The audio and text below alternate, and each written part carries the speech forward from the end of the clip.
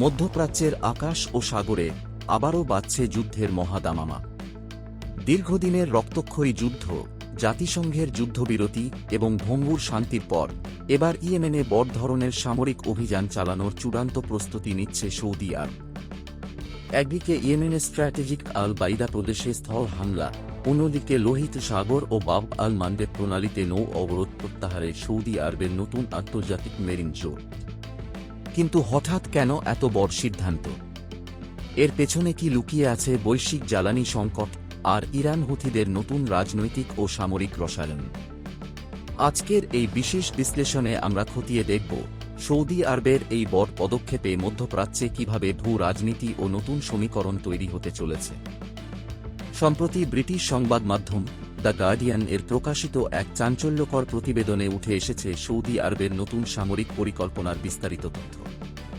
Yemeni ঊর্ধ্বতন সামরিক ও রাজনৈতিক কর্মকর্তাদের বরাতে জানা গেছে, হুথি নিয়ন্ত্রিত কৌশলগতভাবে গুরুত্বপূর্ণ আল বাইদা প্রদেশে একটি বৃহৎ স্থল অভিযানের পাশাপাশি দক্ষিণ লোহিত সাগরে সমন্বিত নৌ অভিযানের প্রস্তুতি জোরদার করা হচ্ছে।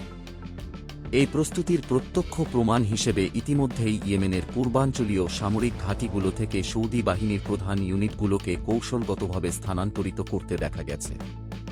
আন্তর্জাতিক সামরিক বিশেষজ্ঞদের মতে, সেনাদল ও ভারী অস্ত্রশস্ত্রের এই পুনর্বিন্যাস মূলত একটি অল আউট গ্রাউন্ড অ্যাটাক বা পূর্ণাঙ্গ স্থল অভিযানেরই পূর্ব প্রস্তুতি। একদিকে স্থলভাগের রণকৌশল, অন্যদিকে লোহিত সাগর এবং কৌশলগত বাব আল মান্ডেব প্রণালীতে হুথিদের তৈরি করা শক্ত অবরোধ ও সামুদ্রিক প্রতিরোধ ভাঙতে আন্তর্জাতিক সমর্থন জোরদার করছে রিয়াদ।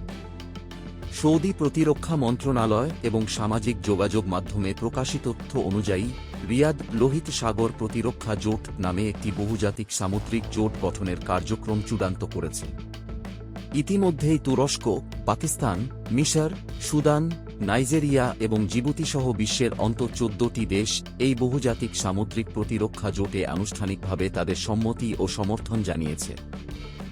উল্লেখ্য, গত 20 জুলাই ইরান সমর্থিত হুথি বিদ্রোহীরা সৌদি তেলের ট্যাঙ্কার ও বাণিজ্যিক জাহাজের ওপর অবরোধ ঘোষণা করেছিল। তাদের সাফ কথা ছিল, ইয়েমেনের ওপর থেকে সৌদি আরবের অর্থনৈতিক ও সামুদ্রিক অবরোধ সম্পূর্ণভাবে তুলে না নেওয়া পর্যন্ত লোহিত সাগরে কোনো সৌদি জাহাজকে নির্বিঘ্নে চলাচল করতে দেওয়া হবে না।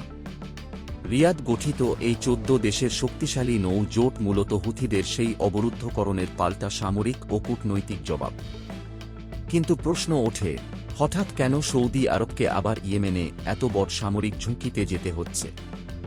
এর মূল উত্তর লুকিয়ে রয়েছে আন্তর্জাতিক জ্বালানি বাণিজ্য এবং তেলের নিরাপত্তার মধ্যে। দক্ষিণ লোহিত সাগর এবং বাব আল মান্ডেব প্রণালী কেবল একটি সাধারণ জলপথ নয়, এটি সমগ্র বিশ্বের অন্যতম প্রধান বাণিজ্যিক ধমনী।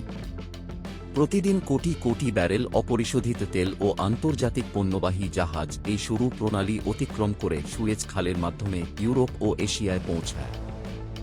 হুথিদের ড্রোন ও ক্ষেপণাস্ত্র হামলার মুখে পড়ে বর্তমানে লোহিত সাগরে বাণিজ্যিক জাহাজ চলাচল আশঙ্কাজনকভাবে কমে গেছে।